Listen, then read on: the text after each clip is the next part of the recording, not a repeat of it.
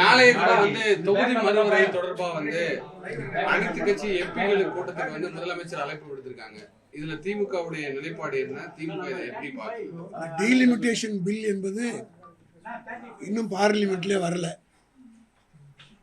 திராவிட முன்னேற்ற கழகத்தின் சார்பில் ஏற்கனவே இந்த பில்லை எதிர்க்கிற போது சில யோசனைகளை சொல்லியிருக்கிறோம், சில திருத்தங்களை செய்ய வேண்டும் என்று சொல்லியிருக்கிறோம்.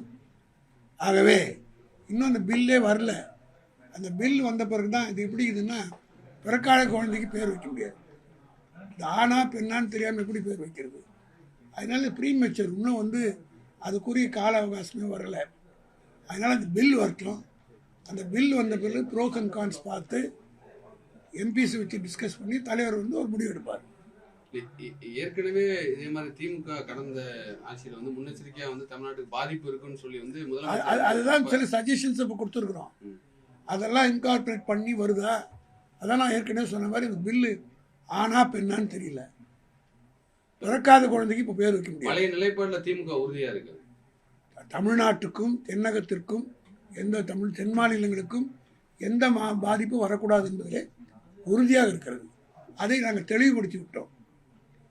இப்போ அந்த மக்கள் தொகை கணக்கெடுப்பு நாங்கள் எல்லா சஜஷன்ஸும் கொடுத்துட்டோம்.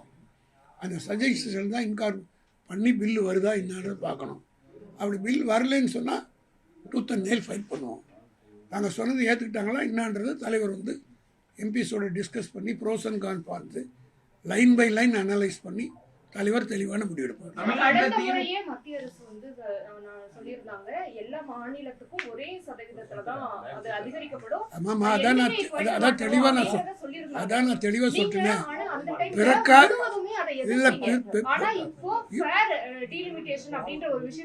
நீங்க தயவு செய்து புரிஞ்சுக்கங்க. அன்னைக்கு நாங்கள் சொன்னது நீங்க கேட்குற மாதிரி இல்லை.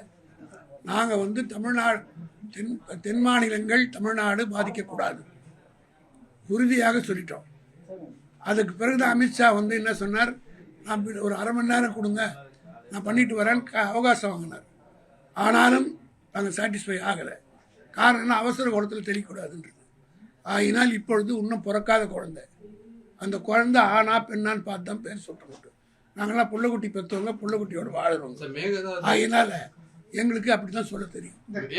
இருங்க, பிறக்காத குழந்தைக்கு பேர் வைக்க முடியாது. இன்னும் அந்த குழந்தை பிறக்கல, ஆனா பெண்ணான்னு தெரியட்டும். அதுக்கேற்ற மாதிரி சூட்டபிளாக பேர் வரும். அதே அப்படி பிறக்கும் போது பிறந்த ஆனா பெண்ணான்றது தானே பேர் வைக்க முடியும்னு சொன்னேன். எப்படியோ டெலிவரி ஆகும் போது இல்லை, அந்த டெலிவரி ஆகும்போது ஆனா பெண்ணான்னு பார்த்து இந்திய பிரச்சனை வந்து மேகதாது பிரச்சனை. இதை பற்றி எதிர்கட்சி தலைவர் தெளிவாக இன்னைக்கு சட்டமன்றத்தில் சொல்லியிருக்கார். ஏன் எதிர்கட்சியை கூட்டுவதற்கு பயப்படுகிறீர்கள்?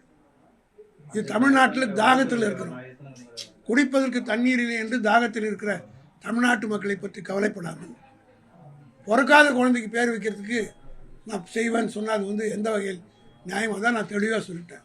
நாங்கள் புள்ளக்குட்டி பெற்றவங்கள புள்ளக்குட்டியோடு இருக்கிறவங்க. அதனால எங்களுக்கு அதை பற்றி யோசனை பண்ணி தான் குழந்தை பிறந்த பிறகு தான் பேர் வைக்க முடியும். அது நீங்கள் அவரை தான் கேட்கணும், எங்களை கேட்குறீங்க இல்லை.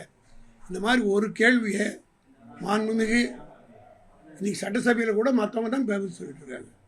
அவர் உட்காந்துட்டு இட்ஸ் சைலன்ட் ஸ்பெக்டேட்டர். அது அவருடைய விஷயம், அவங்க ஏற்றுக்கிட்டாங்க, அதை பற்றி எங்களுக்கு கவலை இல்லை. அவருடைய கூட்டணியில் இருக்கிறவங்களும் அது வந்து ஓஹோ ஆஹான்னு பாராட்டுறாங்க, அதை பற்றி எங்களுக்கு கவலை இல்லை. ஆனால் ஒரு எதிர்கட்சி இன்றைக்கி எங்கள் எதிர்கட்சி தலைவர் தெளிவாக வந்து நேருக்கு நேரே கேட்டார், ஏன் பயப்படுறீங்க, ஏன் கூட்ட மாட்டேங்கிறீங்க? காவிரி டெல்டா இன்னைக்கு தண்ணீர் இல்லாமல் தாகத்தில் இருக்குது. ஆக அதை பற்றி பேசுவதற்கு நீங்கள் கூட்டுங்கன்னு சொல்லியிருக்காரு. அவ்வளோதான். அதாவது பில்லு வந்ததுன்னா உடனடியாக முடிவு பண்ணி தலைவர் வந்து எடுப்பார். இது வந்து திசை திருப்புவதற்காக நாடகம் ஆடுறார் இவர். அதனால் இதில் கலந்து கொள்வதா இல்லையா என்பதை தலைவர் இன்றைக்கு தெளிவாக சொல்லுவார்.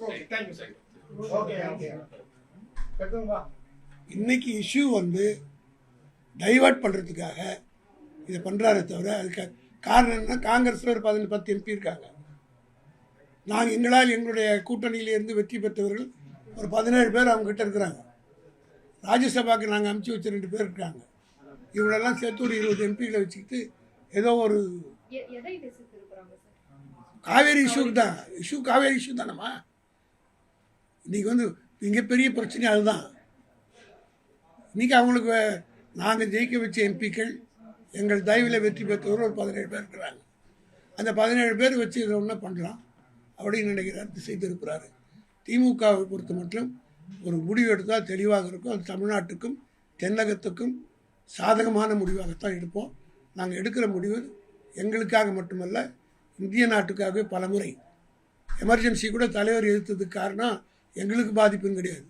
இன்னும் வெளிப்படையாக சொல்லணும்னா, அன்றைக்கி இந்திரா காந்தியை நாங்கள் எதிர்த்தது ஜனநாயகத்தை காக்க தான். அந்த மாதிரி எங்களுக்கு 1 இயர் எக்ஸ்டெண்ட் பண்ணி கொடுக்குறேன்னு கூட சொன்னாங்க.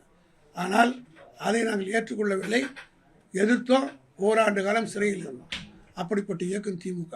அதே பாணியில் தான் இன்றைக்கு கட்சி நடத்துகிற தளபதி மு க ஸ்டாலின் அதே போன்ற முடிவைத்தான் எடுப்பார்.